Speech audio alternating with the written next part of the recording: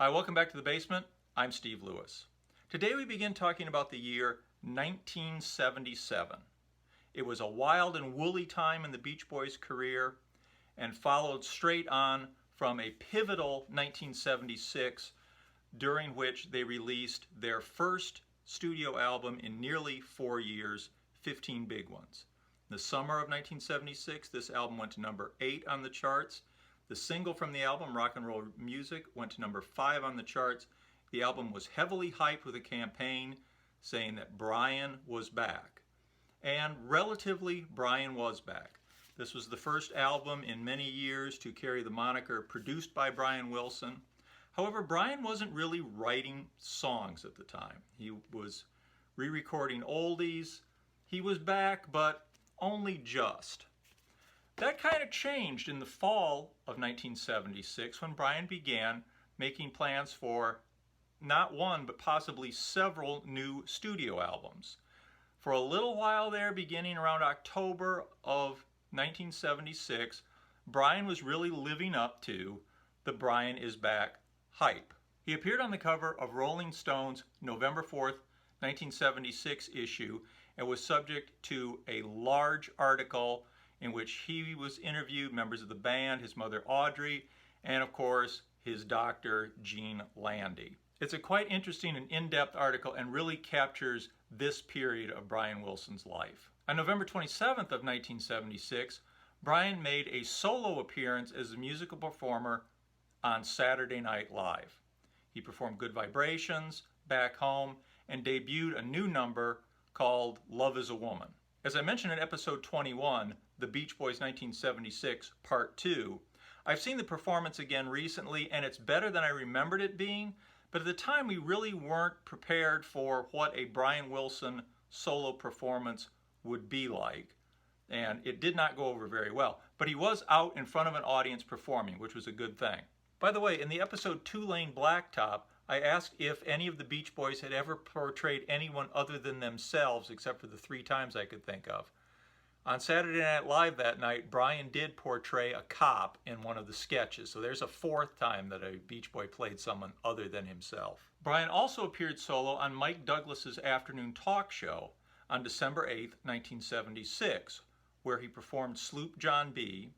and Back Home, and in between those 2 numbers, sat down for an interview with Mike Douglas in which he was led through the subjects of meditation, his deafness in 1 year, and his problems with drug abuse. Brian sounded very composed and together and expressed himself very well, and you really began to get the feeling that, hey, maybe Brian is back. Behind the scenes in the fall of 1976, Brian had actually started writing and recording a large number of new songs.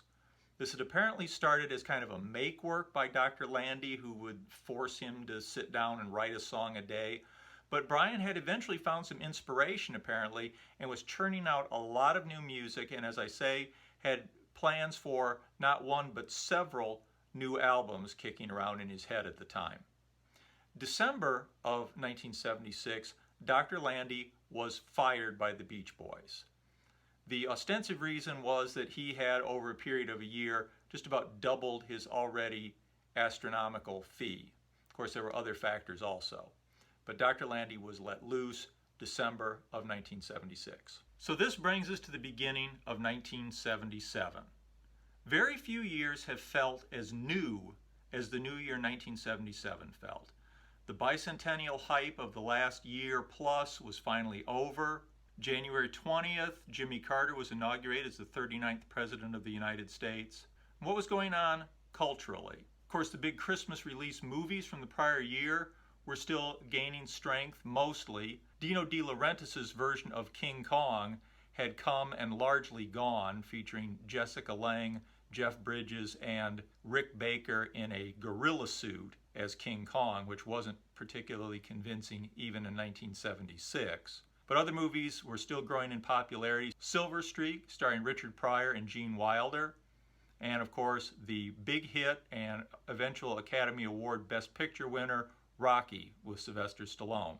Both still very popular well into 1977. On television, Happy Days and Laverne and Shirley were still securely the #1 and #2 shows in the country. Another ABC show, Charlie's Angels, had premiered in the fall of '76 and was rapidly becoming a phenomenon based on the popularity of Farrah Fawcett Majors. Also on TV, we had the astonishingly weird Brady Bunch Variety Hour, which was like some sort of sequin-encrusted fever dream and only lasted a short time. A few days after Carter's January inauguration, the miniseries Roots premiered on TV and captivated the nation throughout its run.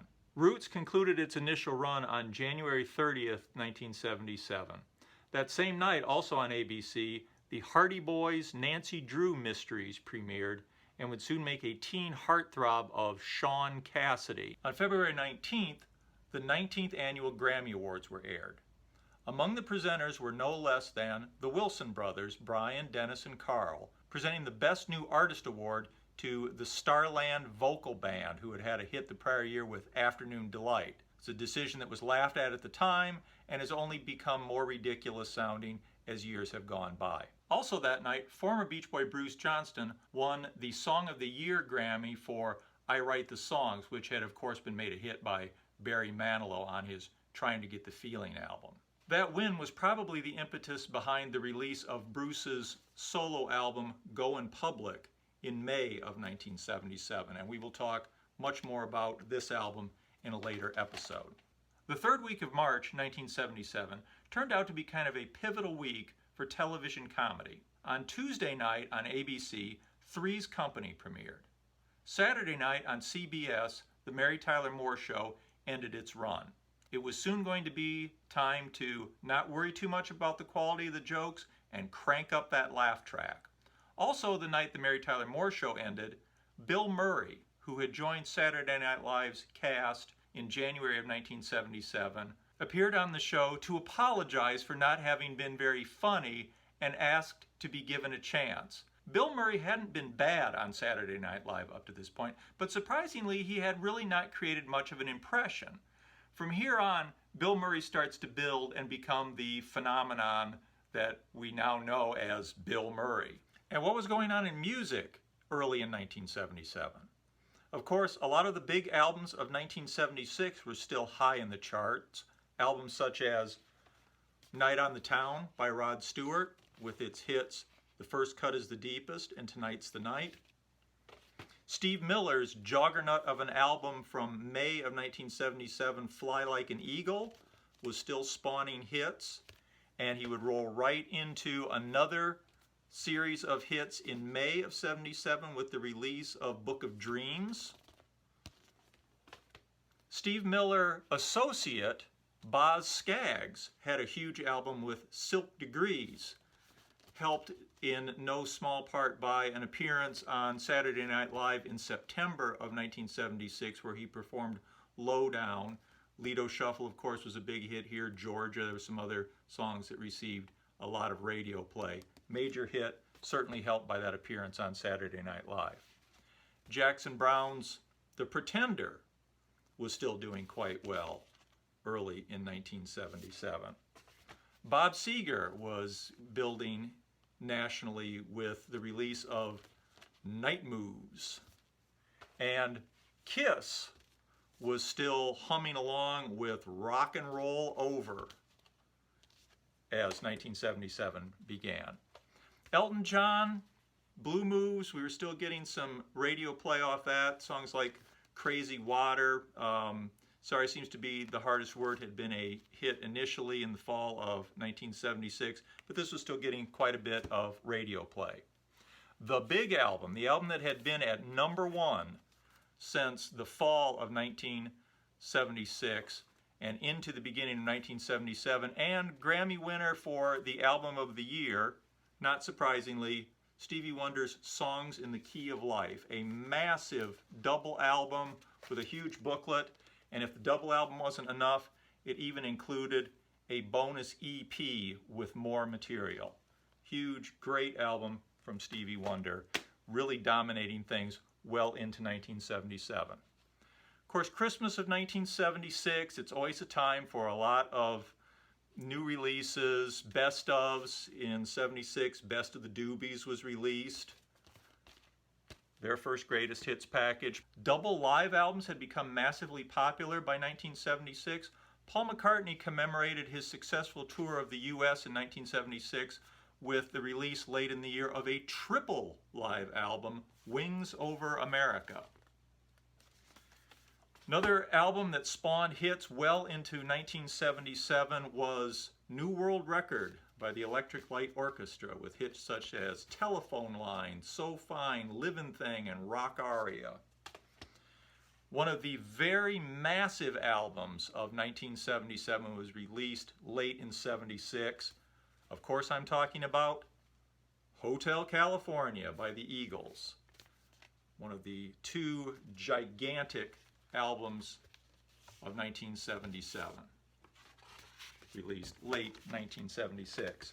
Queen was back with a follow-up to Night at the Opera with Day at the Races.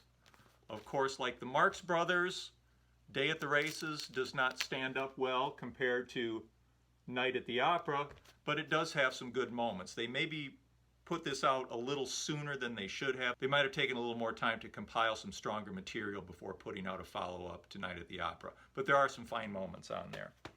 Also released in 1976, but making more of an impression in 1977, was Al Stewart's album Year of the Cat. On a Morning from a Bogart Movie, you got the magnificent title track, also the song On the Border, got quite a bit of radio play in 77. January of 1977, Pink Floyd followed up Wish You Were Here with the Animals album. Kind of a sprawling album, which is probably more remembered for the inflatable pig over Battersea Power Station than any of the music contained on it. That came out January of 77. Right up there with Hotel California, the other big juggernaut album of the year was released in February of 77, Rumors by Fleetwood Mac. Practically everything on this album became a hit. And in April 1977, just a couple weeks after the Beach Boys released Beach Boys Love You, came Lace and Whiskey by Alice Cooper, in which he continued his trend of recording one tender ballad and putting that out for it to become a hit single off the album. In this case, it was You and Me. On the singles charts early in 1977, we had such hits as When I Need You by Leo Sayer, Don't Give Up on Us by David Soul Hutchinson of Starsky and Hutch, and Southern Nights by Glenn Campbell. So that's where we were culturally as a nation in April 1977 when the Beach Boys released their album, Beach Boys Love You. We'll talk about the making of this album and individual tracks in depth next time. Wanted to give a little bit of background this time. Hope you enjoyed it. Please like and subscribe. Please comment. Always love to hear from you. Always love to learn more about this stuff. Thank you. See you next time. Bye.